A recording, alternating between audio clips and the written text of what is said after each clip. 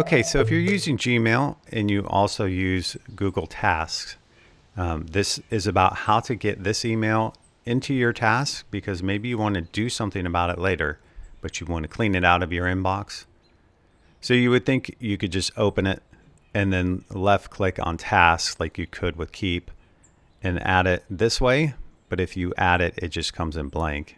But there is a trick to it. So if you go back to your inbox and you put a check mark next to the email that you want, and if you left click on the three dots, there's going to be a function here where you can add it to your tasks. So if you left click on that, so this is the entire task. It pulled the subject line off and it also embedded the email. So what you can do now to the new comment on Google Docs, I can archive this. I want to delete it because it is a link to the email. So archive it.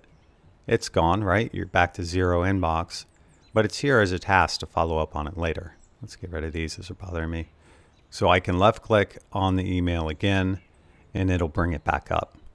So that's nice and easy. That's how you add an email to your Google Tasks.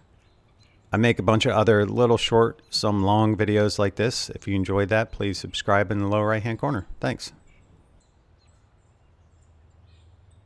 So this is the entire task. It pulled the subject menu as the text of the task. Text of the task. Pulled the subject menu off. It pulled the subject line off. And it also embedded the email.